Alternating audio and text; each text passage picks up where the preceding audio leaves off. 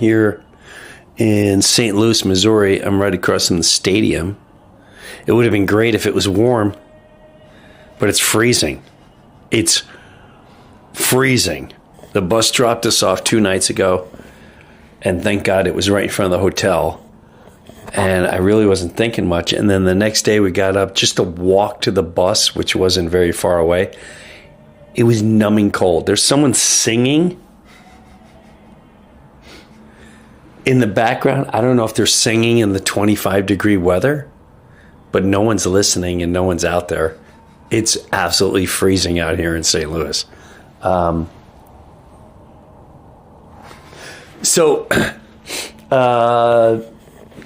couple things. One is, I'm not sure why TikTok took off 2 videos. They dropped the highest viewed video since we started TikTok. They took it down. So I don't know what the issue is TikTok. And all I was doing was just showing, it's on every other platform and there's no issue. And all I was doing was showing other people's tweets. That's all I was doing. So I think TikTok was bought by Larry who? Larry Ellison, who's a huge supporter in Israel and the IDF. I don't know what his problem is with tweets that refer to pedophilia, but all I did was exploit or show what other people tweeted out. So I'm not sure what Larry's issue is there. I don't know, but you're not going to find me on TikTok, which doesn't matter because I'm having way more success on YouTube, which now I just crossed another barrier thanks to you on YouTube, a whole new crowd. We started in May or June with about 150,000 followers, and now by the end of this month, hopefully we'll be looking at 650 to 700,000 followers. So thank you. The tour is going way quicker than I anticipated. I think a lot of times it's my wife and I. It's the first tour where we FaceTime every day, and she's full-blown Jesus. I'm God, Christ-like conscious. And every day she's like, what did God do for you today? What did you notice that God did for you today? So it's been, and I got to say, whether you believe it or not, it's been a very, it's been a very inspiring thing to look at each day. Where like some days this is more than ever I've been heightened of what am I blessed for? Every breath, every moment, every city, every conversation, all that jazz, where I haven't really thought of things. I mean, I have thought of things like that in the past, but she made it more of a heightened awareness. So it's been incredible for my wife and I. We were a little worried about how long this would take, and now we're looking at the first leg is going to end in just over 2 weeks. And I'm flying back, and then the second leg. This tour is going so fast. So fast. So, Kyle, 2 things. Kyle still is getting tons of stuffed animals, which is so kind to human beings to do that. You know what? That's when I say there's such hope in humanity when adults are bringing stuffed animals for a 19-year-old kid. And they go, this is for Kyle. So, and then Kyle said he'd like to, at the end of the tour, give the stuffed animals to kids with cancer. Which I thought, dude, this 19-year-old kid, Kyle, it's like even Brian McKenna will come up to him and go, I don't know how to describe the word. It's like, he said we have to protect him at all costs. It's like having this little jewel that that hasn't been infiltrated by dark, weird stuff. And he's so pure, just like, oh, wow, the world is great. And I want to give my stuffed animals to cancer kids. Like, oh my God, how do we wrap you up and bubble you, kid? This is amazing. And we'll figure out. He's looking into where he wants to do that and all that. So keep the stuffed animals coming. Last night, I want to thank Regina. There's multiple Reginas, but this Regina saw us in Austin, Texas, along with the Delta captain. What's up, Michael? It was really cool with him. He brought me some wine and stuff like that. And he was like, I'm sorry what happened to American Airlines. You should fly Delta all the time. And it was really cool. We were laughing, talking. But Regina brought us these taffy treats, like a taffy chocolate. And I don't know if that's... It was really good. We beat the living snot out of it last night on the bus. Which, by the way, if you want to bring treats, you know what's crushing? Cookies. A lot of people bring homemade cookies, and some people, one group of people brought Girl Scout cookies. I didn't know that Girl Scout cookies has this whole new flavor of s'mores. Oh my God. I think maybe their best cookie, maybe even better than the mint. Maybe. Not 100% sure. But yeah, we've been beating the snot out of all the cookies. So with that said, Kyle also said, you know, you have people that pay on YouTube to ask you questions. What? I didn't know that. He goes, yeah, there's been a whole backlog of people asking questions that pay. And so what do you mean they pay?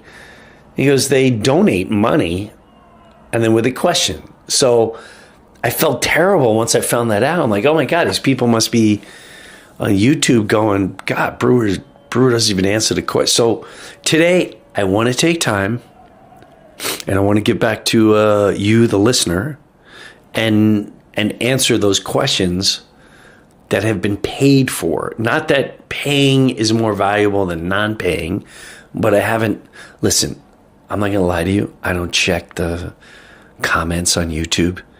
Once in a blue moon, I will. I shouldn't say that. I will get comments blasted on my phone on YouTube, but I very rarely will. I very rarely will engage. I only engage in the Instagram direct message. I'm just being honest. So again, if you hear from what you think is me from an email or they reach out to you, it's not me. I only respond. If you write to me on Instagram message and then I answer your question or whatever, then yeah, that's me. Otherwise, no, it's never me. So with that said, bro, this is another thing. I keep getting this stupid thing from state of New Jersey, which I know is a scam, where it's basically saying I have tickets I have to pay. Did you ever get that, Kyle? Yes. You do get them, right? I just report, delete, report junk. So Kyle has the questions. What do you got, Kyle? Let's. So they're not all questions. Okay, some of them are just statements? Some of them are just statements. Okay. So Drew says... Jim, the best Metallica album is Live, Blank, Binge, and Purge. And Justice for All Tour and 89. Glad you're a huge metal fan and funny. I can't say one of the words. And he paid for one of the... Can I see your message, Kyle? Yes, it's the middle one.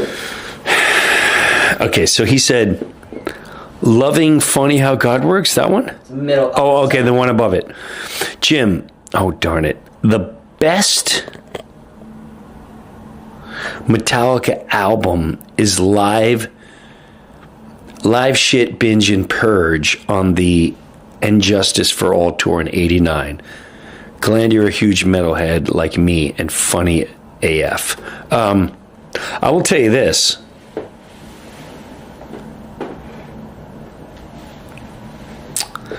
I may not disagree with you, because if you are a Metallica fan, the 1989 Live in San Diego, I always tell everyone, if you want to learn real Metallica, to me, that is when they were peaking Metallica. And what I mean by that is, before they became commercial, before they had the Black Album with all the hits, you had Enter Sandman and Nothing Else Matters and Sad But True and Wherever I May Roam. There was a lot of songs on there.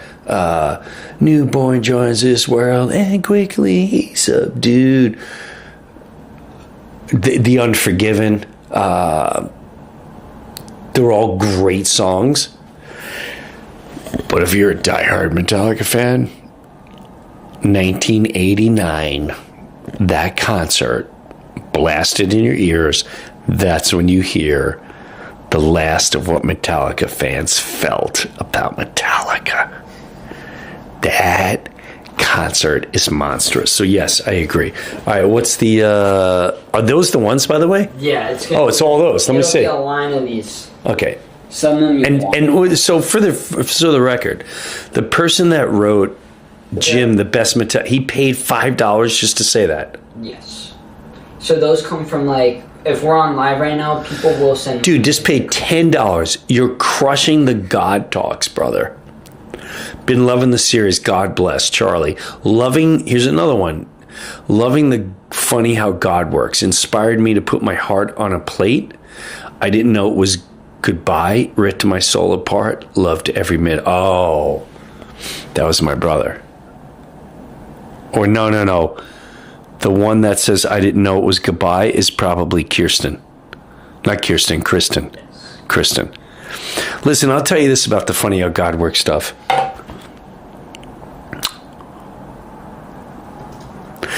Part of my torment on this tour is I love being funny. Listen, this was God's gift to me, being funny. It really was a gift to me, and I knew it was a gift. And I knew he wanted me to put it out there to heal people, to make people laugh, to make them turn away from whatever darkness they had, whatever it was. But I have to say, and this really hit me around COVID. It hit me at COVID. And I have to honestly say, I don't remember, but for some reason, Stephen Baldwin and I connected through conversation. And we had such a long conversation about God and, Jesus and all this stuff. And it was pretty powerful and intense. And, if you watch Stephen Baldwin's videos, they're very cryptic. And listen, I'm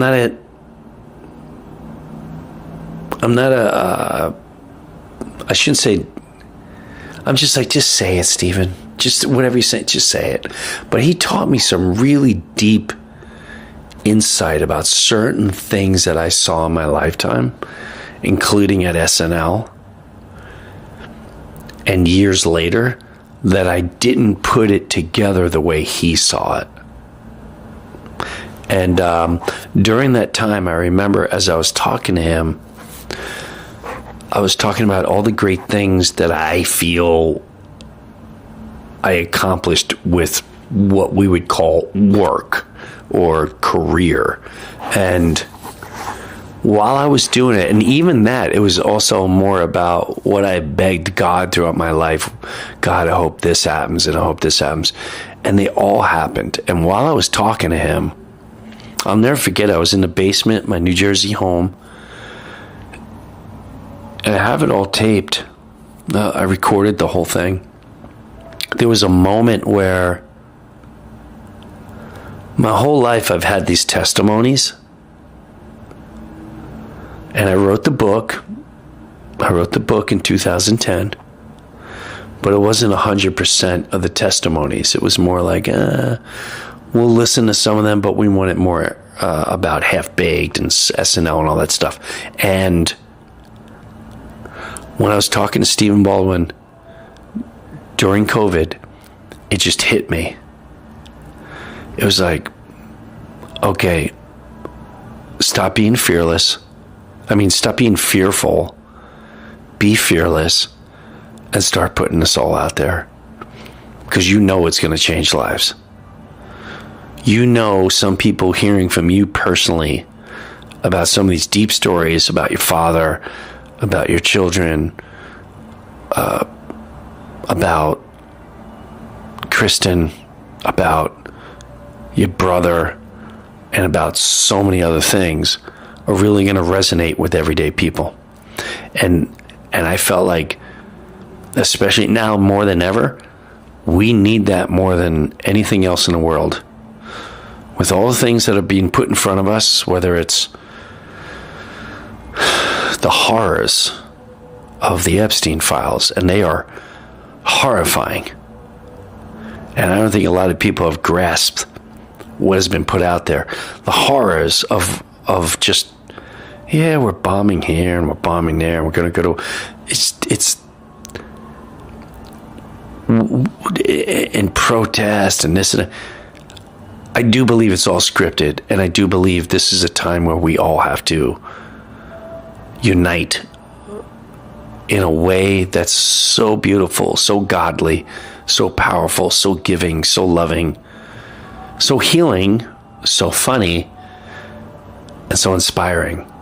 And it really hit me hard during that conversation with him. And I've been, I live in an entertainment world, entertainment mindset. That's the way I grew up.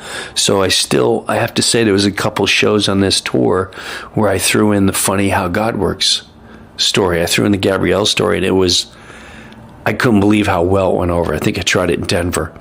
And I did another one in two more, Kyle? Evansville. I did 2 or 3 more. And it felt really, it just made me realize that when I do the tour, Funny How God Works, and I'm going to, what your message means to me is, the more you come up to me, and there was Evansville, so many people came up to me and they said, I got to tell you, the Funny How God Works changed my life. I'm like, really? Hey, another couple came up and said, we're married and we had issues, and we watched your Funny How God Works with your marriage and completely changed our marriage, and we're doing great. I'm like, and again, it's not me. I'm just delivering what I'm being told to deliver. So I don't want that. I thank you, but don't worship me and don't think I'm the one. It comes from a higher place. So thank you. That is my true desire for next year. Your phone locked out there, Kyle. Okay.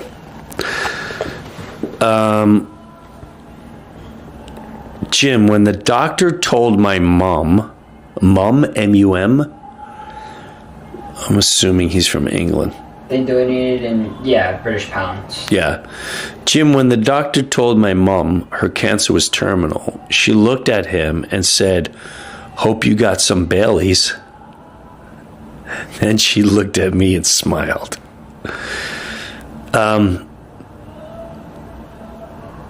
That's interesting. Because when my mom was pretty much terminal, and we brought my mom to my house, and we put her in the bedroom, pretty much where we had my dad too. Out of all the things she wanted ASAP was Bailey's Irish Cream. My mom used to keep Bailey's Irish Cream under the sink, in the bathroom, in the kitchen, and we found all that stuff too when she passed. And it's interesting because I was thinking of her a lot today, so I didn't see this message, and I'm sorry about your mom. I don't know if she's still around, but yeah, very cool. Hey, Jim and team, here's wishing you all, your families, a Merry Christmas. From a while ago. And Joyful New Year. Keep up the humor and good vibes, everyone. How far back did these go, Kyle? It's in December. December? And then... My God. People have been paying... All right. So, did you go through these or you just... I went through those. Okay. Ones I took as like a massive screenshot. Then you're in an album with a bunch. Oh, okay. Jim, what is more important than the children? YouTube won't let me say what I want about Sarah Silverman, maybe. I don't know what to tell you. What's more important than children? I mean, is that your question? That was in reference to your pedophilia episode. Yeah, what is more important than children? You know, I know this is crazy, but when I sit back and I think, like, we've been so dehumanized that we even will look at humanity and is extremely disposable. Whether it's new, whether it's an unborn child, is just disposable. And if you go on a deeper layer, and if you want to think, let's look at spirituality, just spirits and God and non-God. I truly believe that children are the most purest like entities that come into your life. A child is literally from the heavens of creation. That's how I look at children. Children are the most pure, innocent, absorbing existence that exist. And the way I see it too is even before we had kids, we started hearing that certain people couldn't have children. And some of our closest friends couldn't have children. So when my wife got pregnant, we took this as, wow, we must be so blessed that we are being trusted as parents. Like, God is trusting us to look after this thing that he's putting in our world. And I don't know if a lot of people look at it that way. To me, like if you're able to have a child and you hold another human being within you, that's so powerful, and that's such a circle of true life. And if God, like, I took it as God trusts us to look after this thing that he's given us. And so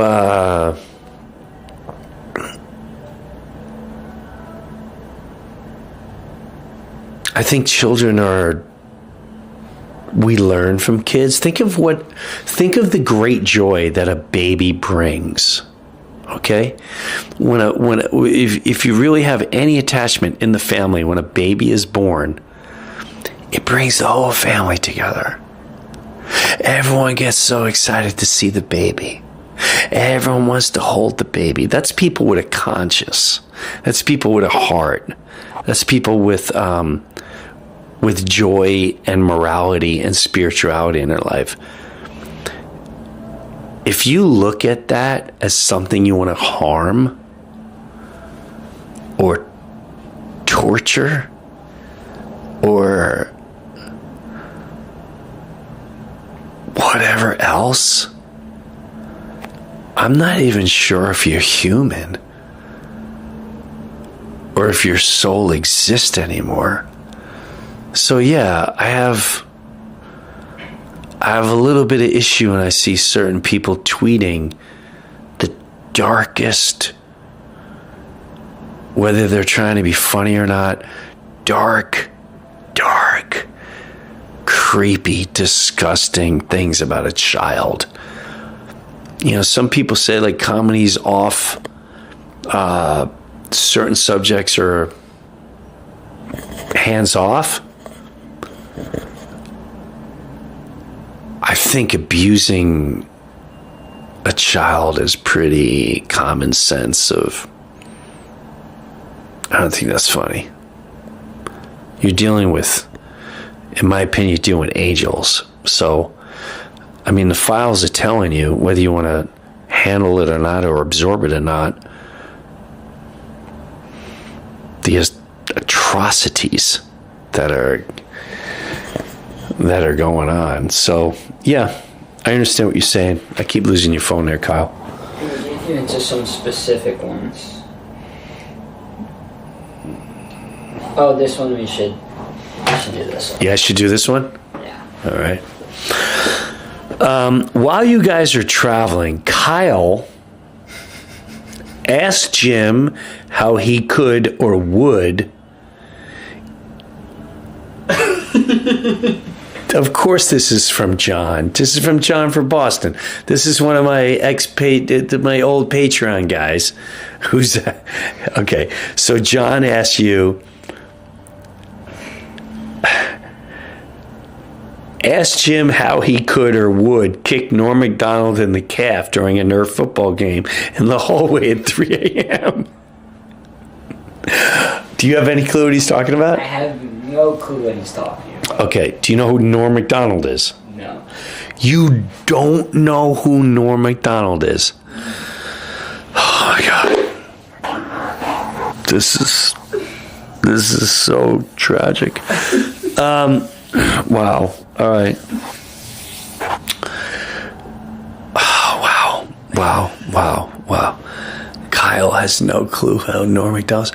Kyle the other day said, Johnny Carson, is that a radio guy? I was like, oh my God. Do you know who the Rolling Stones are? Yeah, of course. Okay. Okay. So what John is referring to is Norm Macdonald. Are you familiar with Saturday Night Live? Yes. Okay.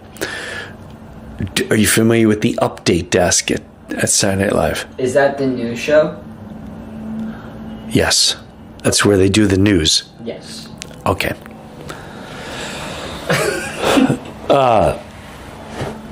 Okay. Norm was probably the best update guy maybe in SNL history. He was so good at it. He's popular at it. He was really good at it.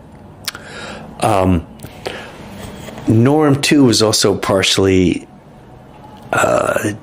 he was very competitive, and he's a little crazy. He's talking a little bit like this. Yeah, I can't believe you don't know Norm Macdonald. This is unbelievable. This just dates who I am. So when we were on Saturday Night Live, this is 95 through 98, when I was on, sometimes on Tuesday nights we'd write all night long, and Wednesdays write as long as we can. And then Wednesday afternoon, we do the read-through with all the sketches. So Monday night write, Tuesday night write, Wednesday morning hand in everything. Sometimes we'd have like a writer's block. Like, I don't know what to write, whatever. So a bunch of us would get games going. Norm loved coming in your room while you're on your computer at 1, 2 in the morning. He'd be like, hey, Breuer, you're writing a sketch that you're not going to get on this week? Like, what, Norm? He goes, let's go play football in the hallway. So he had all these different games. He had this game where you had to stand at the end of the hallway, and he'd take a ball and he'd whip it at you. And you'd have to somehow block it. And if you didn't block it and hit the wall, it's a point for him.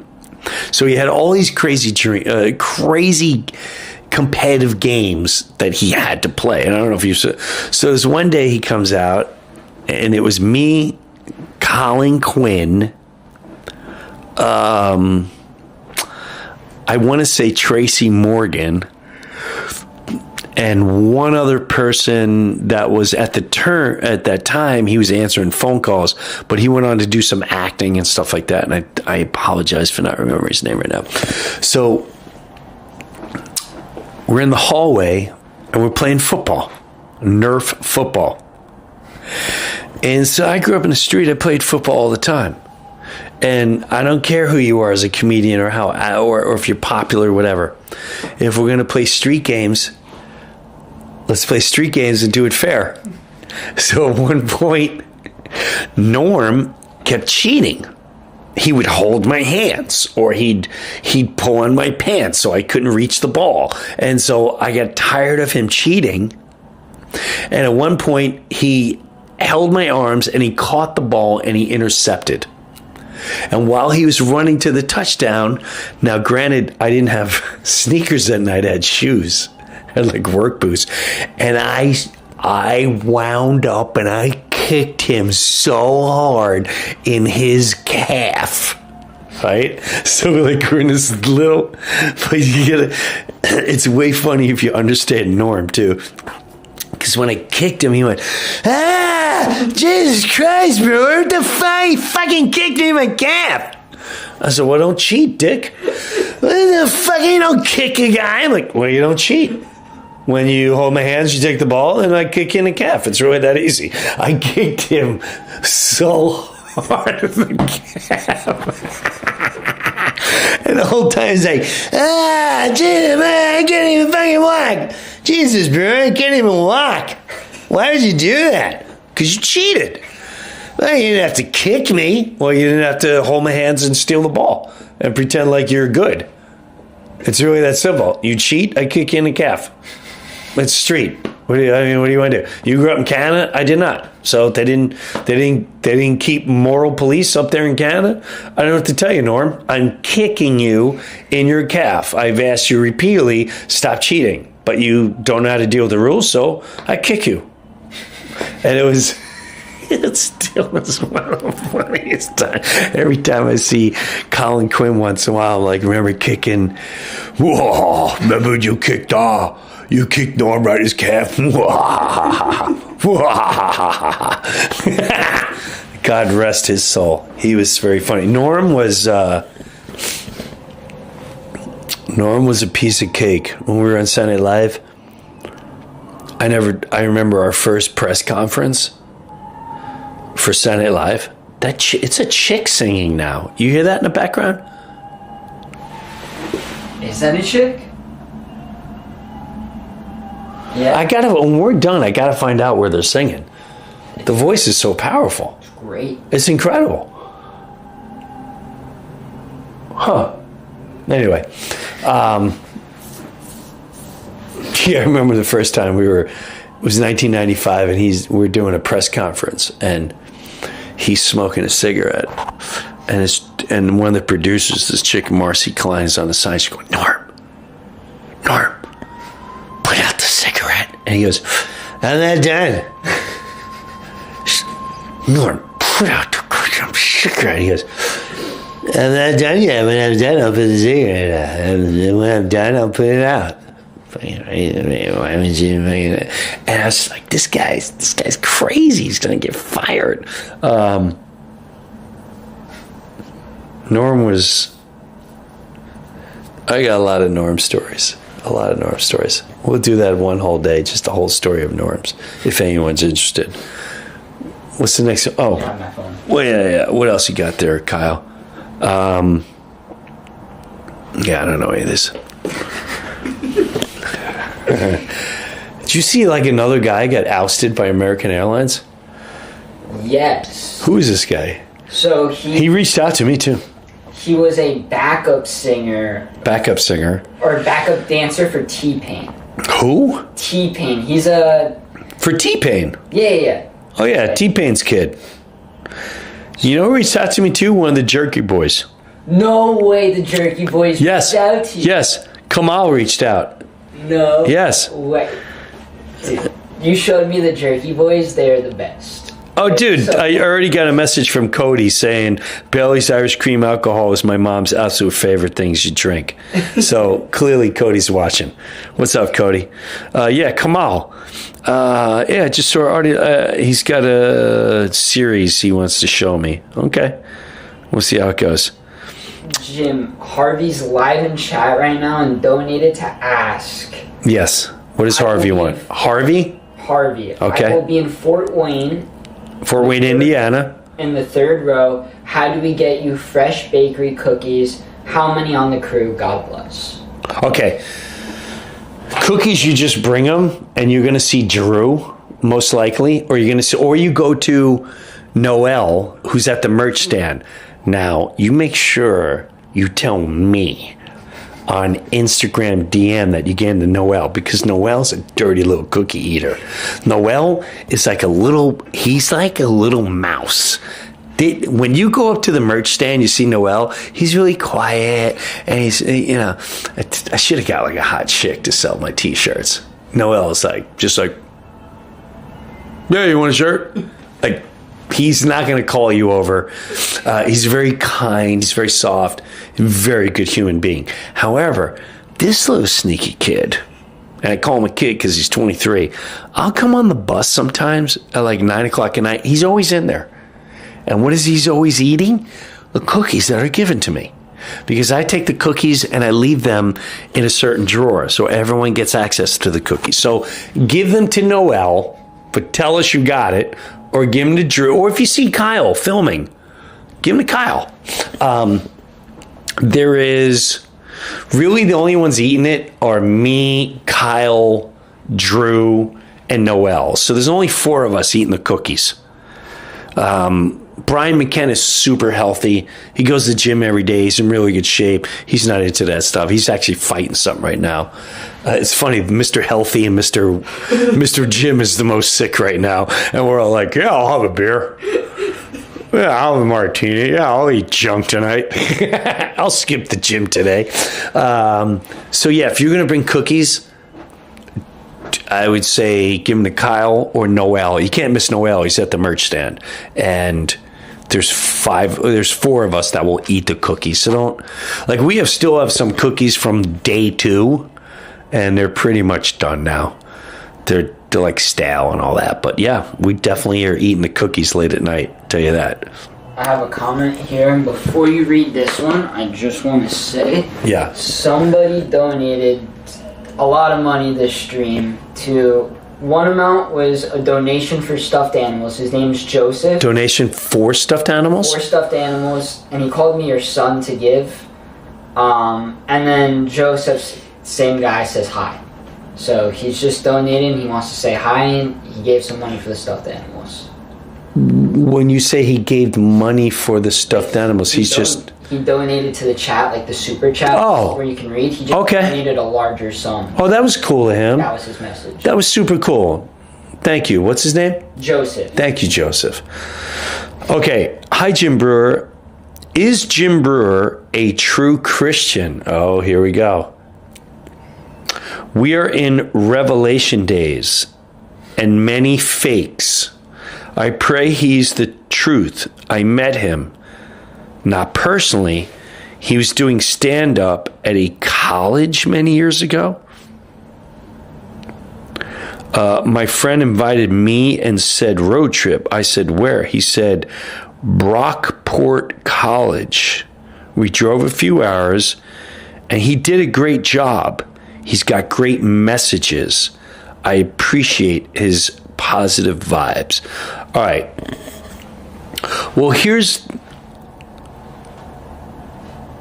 how I explain this. People will say, you're Christian, you're a Christian man, you're this.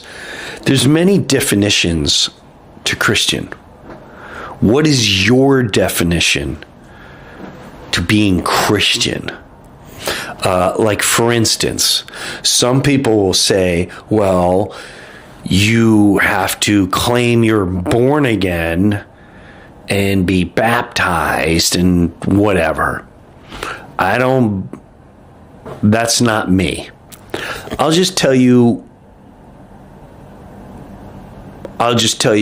I don't like defining things, and I'll tell you why.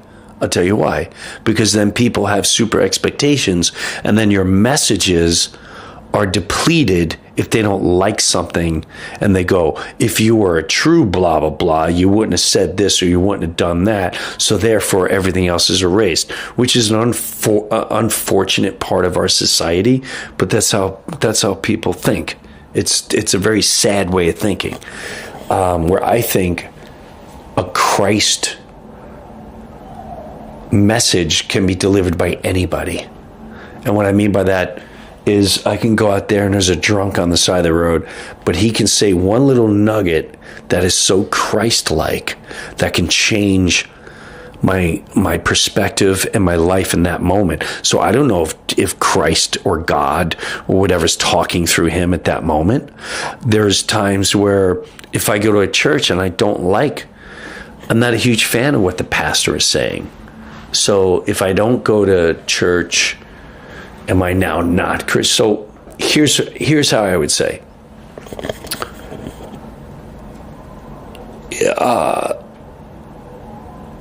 Am I a Christian? I live by the word of, and I don't know the Bible very well. I'm just being brutally honest with you because I don't want to ever pretend I'm something I'm not. My wife is very by the Bible. Me, I live each day by going, what would a Christ do right now? What would Christ do in this situation? Some people call it Christ consciousness.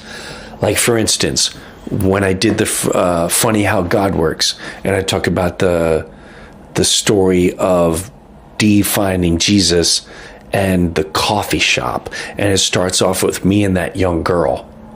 And that young girl at the coffee shop, at the photo shop, is looking at me, and she said, I want to go to Hollywood, and I want to be. What I thought about at that moment was a Christ moment, was what would I pray to God another man with morality and God in his life say and do at this moment for my daughter? And that's how I put myself in that situation. How can I help this young lady in a way that I can protect her as if she was my own? And you can define that any way, but I think that as like a God Christ conscious. So am I one to know the whole Bible? No. Am I one to go to church?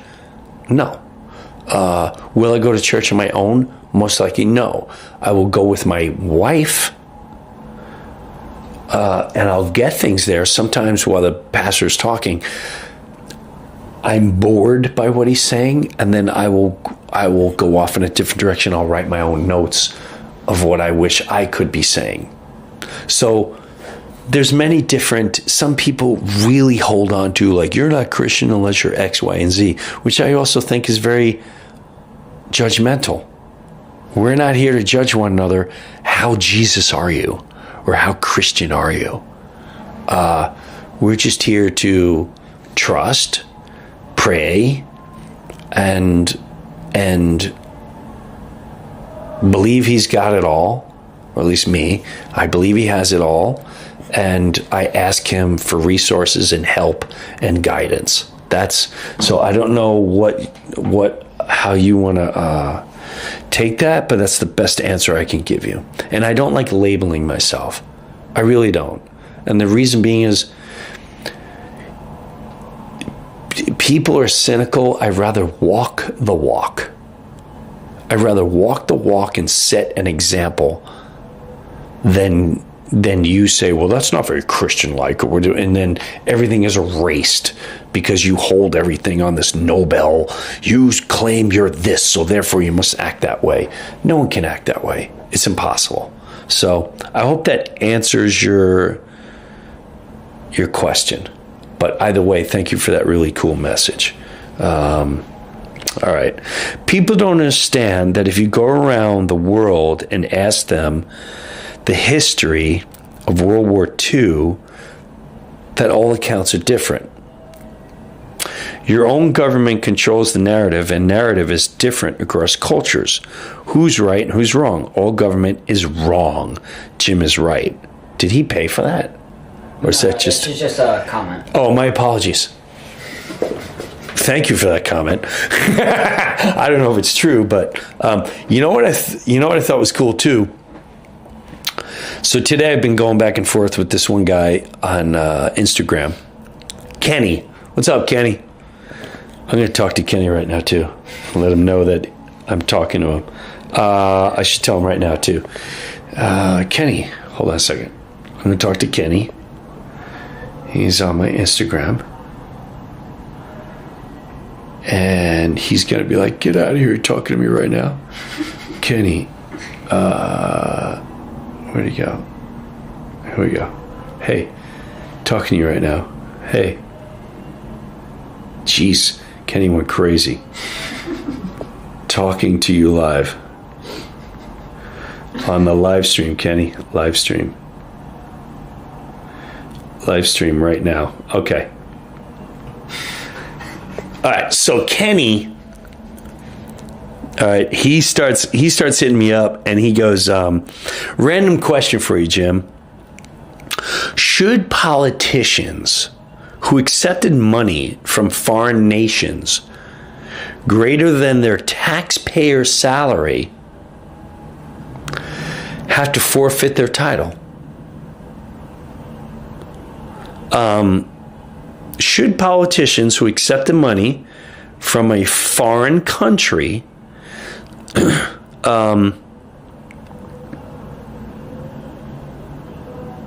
greater than their taxpayer salary have to forfeit their title, dishonorably resign, or forfeit their U.S. citizenship status? I say yes. And quite honestly, I say yes too.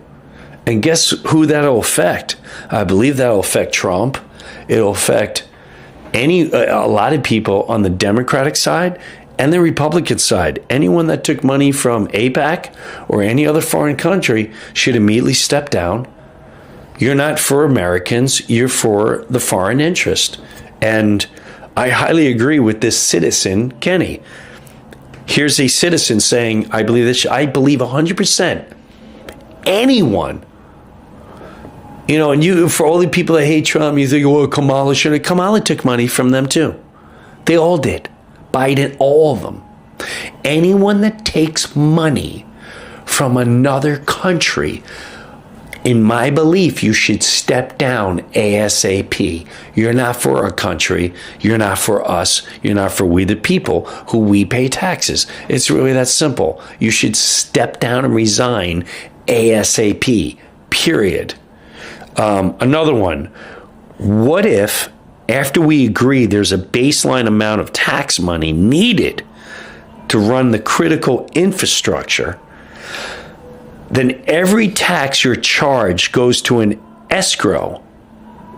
And after you reach the ground level funding requirement for the infrastructure, every dollar that you decide from the list of government programs which to fund or for how much. If the founders had cell phones and internet tech, would we have represented governments or just to do it? So in other words, he's saying instead of voting for idle contestants, people should vote for bridge repairs or school lunches or whatever. I'm tired of being babysat by representation that clearly sold itself out. I think Kenny's got a great point here. And he goes on and on and on. If there's a pothole and stuff like that, we vote and we'll decide how much money goes into that. And then you also have contractors negotiating for it, like an HOA. If we're all one big HOA in America and we go, okay, we just had a hurricane destroy North Carolina. Government don't get to say nothing because they're a bunch of thieves and they're all pedos, and they're on a list. We just don't trust any of them because they're all driven by the purest evil of all, money. That's their God, money, government, money, period. So if North Carolina hits and we have a disaster, we the people go, okay, we have, between our taxes, what we paid, we have X amount of dollars sitting here. We're going to use that much, and who wants to start with the contracting on how to fix the area to help us, we the people? It's a very simple concept. I don't understand why this has never been brought up yet. You know, when we hit Fort Myers in Naples, Florida, and the Southwest Florida that got pummeled in a Hurricane Ian a couple years ago. And then, you know, you have FEMA and all these other government, which we cannot trust government anymore. Sorry. You just can't. It was Kamala Harris that also, when Biden was president or whatever that was, and they were like, well, if you had a Trump sign, we wouldn't help you. Or like, it eliminates all that nonsense. We don't care who you voted for. It doesn't matter. If there's a tragedy, you lost your life, insurance is a pain in the ass to go after. We, the people, are the ones that paid all this money. But it's being sent to kill people. It's being sent to make deals to start colonizing more of all these other areas and bombing areas. Why? I didn't agree to that. No one agreed to that. This is our money. This is your money. We can easily make a pool and go, hey, we need to fix these roads. Let's find a contractor. And then we all vote and agree, okay, let's vote on so-and-so. They're going to fix this road in 6 months. They're going to fix these homes. They're going to help build these homes. They're going to help do this. And we pay them and everyone's back to normal. Hawaii, Maui. What is the issue going on in Maui? How long ago were those fires? Now who's taking control? Government? Government is a nice word for thief. That's all it is. It's a nice word for, we're now professional thieves. You trust us because we speak well. You trust us because we're in television. You trust us because you don't have a choice. And that's what you've been told. Well, I think we the people can manage things very well. I'm just being honest. Anyway, thank you, Kenny. You came up with great stuff. Message. Specifically the highlighted part. Okay. My wife and I just want to thank you for the show in Phoenix. That was a monster.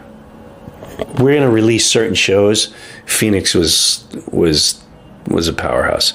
This was our first comedy show in quite a few years.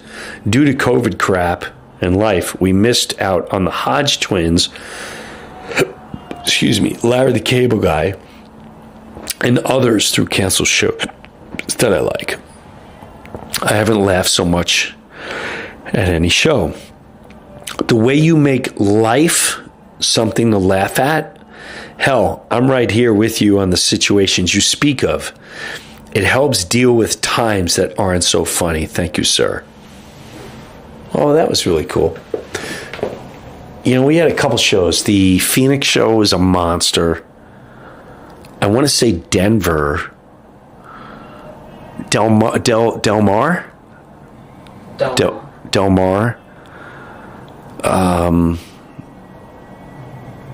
There's been a couple that really stood out.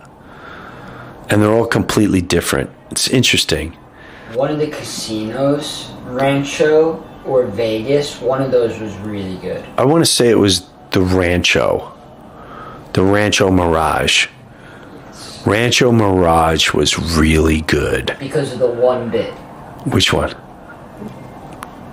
I don't know if you want me to. What is this? What is? It's the Fat Jimmy bit. Oh, the Fat Jimmy bit. Why are you afraid? I don't know if I'm allowed to say. You can say Fat Jimmy. I do Fat Jimmy almost every night. Yeah. Okay. You're right.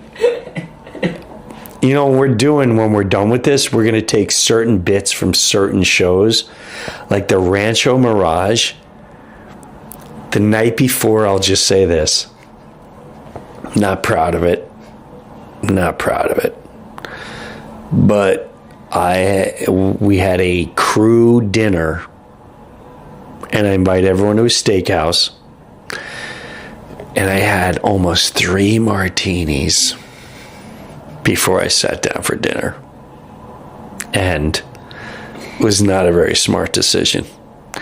And then sitting down for dinner, there was wine. Long story short, that night ended with Fat Jimmy. The little fat kid inside me came out, and he tore that room. He tore that mini bar to bits. And I remember the next day just going up and talking about it on stage, and it absolutely murdered. It murdered because I was really just confessing almost every detail from the night before. So we're going to take pieces like that from each show, like the best bit of each show, and we'll do that at the end of this tour. I can't believe how fast this tour is going. It's going really fast, way faster than I anticipated. And the second half is going to be monster. When I start hitting Long Island and Boston and Jersey and Florida, gonna beat the snot out of these places. What do you got, Kyle? Joseph donated once again, saying he's signing off. Just to be yourself and make people laugh. My favorite moment from you was the parrot response to COVID cases. Oh yeah, yeah. I watched my wife responding to the news and repeated the cases to her family. Yeah, he's talking about the 6 feet. 6 foot safe, 5 foot dead. Cockatoo, repeating everything they see on the news. All right, what do you got? It's on the Kenny train. Every time you buy something, you pay taxes. It's that simple. Every swipe, every purchase, every credit card transaction, you're handing money to a system you never agreed to. The solution? Buy only what you absolutely need. Pay with cash. Skip the new phone, new clothes, the unnecessary upgrades. Save money as much as you can. Less consumption, less taxes, more money in your pocket, more freedom. That's a good way of looking at things too. We're such a consumption. We've been trained to be such consumption society, but it's easier said than done right now. I don't know where it's gonna all go to. Wait a minute. If you want to hang out, maybe shoot hoops. What? Kenny, I'm not shooting hoops at you, dude. Putnam Valley, New York. I'm right next to a park. I'm fat and kind of old, but I can shoot. On latest live comment, and don't save money, invest money. Actually, that's really smart, Kenny. Don't invest the money. But how do you invest? Is the best way to invest money through real estate? Because even my daughter right now just asked me, and I was never a good investor. I'm not a good business person. And I do have to bring something up too. That's weirding me out, I have to be honest. I'm playing Detroit, the Jack White band, Jack White Masonic Temple. And I've had like 2 or 3 people going, "You must be a Mason because you're playing the Masonic Temple." I can honestly tell you, on my father's soul, I'm not a Masonic. I've never been into a lodge. I don't know anything about the Freemasons except for what I see online and not the good things. I know the number 33 and what they supposedly are all behind. And even my wife brought up to me, like, "You're playing a Masonic temple?" And I didn't listen. I ain't gonna lie to you. And this is a wake-up call for me. Not until it was all announced did I see that date, and I was like, Does it have to say Masonic Temple? Like, and then I convinced myself into this way. Well, all the shows I'm mentioning God, talking about God. I did a little bit of funny how God works, and I do my thing. And if you go along the word of Jesus, Jesus spoke everywhere. You know, I would get this nonsense too. I shouldn't say nonsense. I would get this pushback if I did Tucker, or if I did certain, I did Alex Jones, and my point is, as long as I stick to who I am, I don't care what platform, for the most part, where I'm going on. If I stick to the same message of, you know, I'm a God guy, moral guy, spiritual, I don't care the platform that's allowing me to put it. So if the Jack White Masonic Temple is allowing me and my listeners to talk about the stories I'm going to talk about that night, well then, I don't think everyone, I know for a fact everyone showing up is not going to be like, we're part of the Masons. It's just so, I've had a couple of those messages. I don't know what to tell you. I really don't know what to tell you. I'm not a Freemason. I don't know anything. I know maybe one person that was a Freemason in my lifetime, like hands-on Freemason, and they died 40 years ago, and even that person was a little weird, shady to me, but I just had to put that out there real quick. I love how Kenny is just interacting with me as we're live. Banks give less than 1%. The S&P historically averages over 11. Really? Over 11? Whoa. Now, John, I don't know what John is sending me right now, but it's crazy looking. John's sending me crazy stuff right here. Holy crow.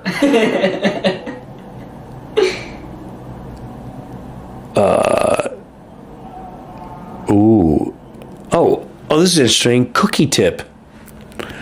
Put a slice of bread in with your cookies to keep them from getting stale. Replace the fresh piece when the bread. I never knew that.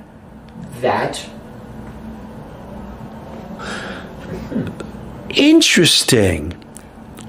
So that's a great.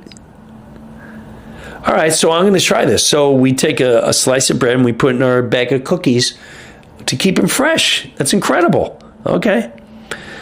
Oh, wow.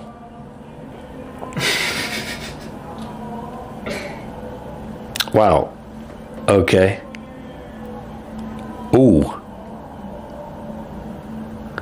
Whoa. I can't read that one. That one's rough.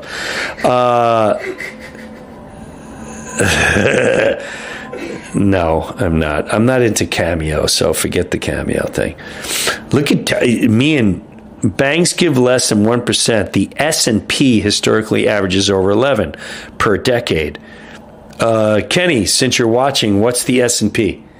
S&P 500. It's the stock exchange of the top 500 companies. Oh, okay. I like what Kenny has to put out there. Oh my God. Okay, Jeff. Okay. I absolutely love the content you're putting out now. I loved the Bruniverse, but I love the path you're on. I guess I'm not too much of a metalhead. I couldn't get into anything after Injustice for All album. I totally get you. I grew up living on Kill 'Em All, Ride the Lightning, MOP, and Justice album. Yeah, I'm right there with you. I'm not saying the new music's bad, it's just not for me. I got it. I agree about humanity. It feels like we are thought of and treated like cattle. My wife had 2 first-term miscarriages early in our 27 years. Oh, dude, that's brutal. God blessed us with 3 fantastic sons. I will never forget holding my son for the first time. I never knew I could love something so much. I'm right there with you. And now blessed with a 16th 4-month-old granddaughter. Wow. She's the light of our lives, Jim. You really need to sit down with Kyle and teach him about the great comedians. Norm was so funny. Are you and Harlan Williams still buds? Yes, we are. I was going to do his podcast in LA, but I just couldn't get time. He's so good at firing off the cuff. He is. My band is going to write a 30-second intro song for his podcast. And then he wrote, damn, sorry, that was long. Jeff, that was not long. Trust me, that wasn't long. And the fact that you put that much time and energy into writing means more than you really realize. So I take that to heart. I really do. Okay, so if you track the S&P 500 index for a decade, it's averaged historically 11.33%. You're cool AF, man, and a real gentleman. Much respect. Thanks for not putting me on the spot. Much appreciated. Kenny, you're super welcome. I loved everything you wrote to me and all that jazz. I think it's freaking brilliant. And when our world changes, you may be one of the pivotal people that changed everything. So, with that said, all right. Before you wrap, yes, Scott donated, and he said, "My wife and I will be seeing you in Hanover, PA. Hanover, PA, great venue. They work in ministry for 28 years, and they love the God stories. Long live Paint." Yes. So next week we start pre-sale. Okay, so just so you know, who is this? This was Scott. Scott, the God, he loves the funny how God works stories. Him and his wife. Can I tell you, the more I hear about that, the more I get excited. So if you really like those stories, let me know and be relentless with it, because that is my next tour. Hands down. That is what I want to be out there doing. And the best moment I had, to be quite honest with you, on this tour was the one night when I did a funny how God works story. And Kyle, you came up to me after the show and you went, if that's what funny how God works is going to be like, oh my God, this is going to be amazing. And I went, yeah, that's exactly how I see it. With, of course, more of a theatrical touch rather than, I don't want it to look like stand-up.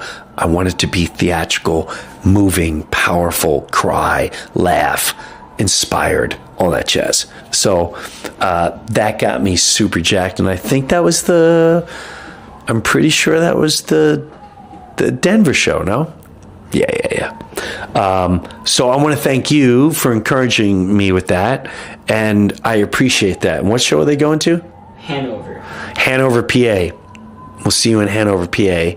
And hopefully by then, I'll have one or two of the funny how God works stories working. So thank you very much. I'll see you there. Long live Paint. Oh, long live Paint. Dude, when is this premiering? I believe 2 weeks. The shirt's pre-sale next week. We have shirts that are going on pre-sale next week. And the new Long Live Paint story, it's the end of this month. And I'm super stoked. I saw the first version. I was blown out of my mind. I gave all my notes. I sat down, went through every single moment. I've not seen the new version, but all I can tell you is Kyle and Smiley Ryan back home, they were like, this is so good. I'm like, really? Kyle's losing his mind, but I haven't seen it. I said, I'm going to wait to the day of. So the new Long Live Paint airs the end of this month, and the pre-sale for the shirt that goes with it starts next week. We're only doing 300. Dude, these bananas want to get like 1,000 shirts. And I went, are you crazy? 250 tops. And in my opinion, 250 is more than enough. More than enough. So if you're going to be out there, you're going to order I'm going to do an over and under. I'm going to say it doesn't sell out. I say it will sell. You think it'll sell it? That's 250 shirts is a lot of shirts. The design's really cool. I know the design's really cool. I know it's amazing. But we're betting on people love the bit so much they want to wear a shirt. I mean, this video is really cool. I know the video's cool. I'm just saying. I'm more realistic, and you guys are all jacked up. And you think you're going to make, like, we're going to sell 300 shirts. X amount of dollars costs us $15 a shirt. So if we sell them for $30, and then we'll make 50, and then we'll split it. So $7, 7 times 300, and you get that amount. I get that. It's like, let's just hope you guys are entertained. I know you're going to be entertained, so we'll take it as that. Tomorrow night, I'm playing Chesterfield, Missouri. Tell you where I'm playing. Hold on. Hey, a couple. Hold on a second. A couple things for fans too. Chesterfield. The Factory in Chesterfield, Missouri, tomorrow night. Then we're at the then we're at Arcadia, which is sold out. The St. Charles, Illinois Theater is 6 tickets that I'm holding on to. So if you go to the St. Charles Theater, the Arcadia Theater in St. Charles, Illinois, I most likely will be releasing 6 tickets the morning of. So those 6 tickets will be available, but right now it's sold out. Green Bay, March 20th, the Epic Event Center, which Kyle's super excited about. The Royal River Casino and a Hotel in South Dakota. Then we're off to Des Moines, Iowa. Saginaw, Michigan, Detroit, which we just talked about, Indianapolis, Fort Wayne, Cincinnati, Newport, actually it's Newport, Kentucky, Columbus, and then Cleveland. And then this section of the tour is over. And then we start the second tour April 16th. So it's going way quicker than I anticipated. No plans for doing comedy shows next year. Definitely amping up the Funny How God Works. And like I say, thank you for everything. Thank you for reaching out on Instagram. That's where I answer all my messages. I don't answer messages anywhere else. So that's where, if you want to reach me, that's where you go. Can't thank you enough. You all always humble me. So thank you. Thank you, Kyle. Thank you for everyone. And we'll catch up soon. May you be peaceful and have lots of laugh. And have safe journeys till we see you next week on the live, Jim Breuer Live, Tuesday, 8:30.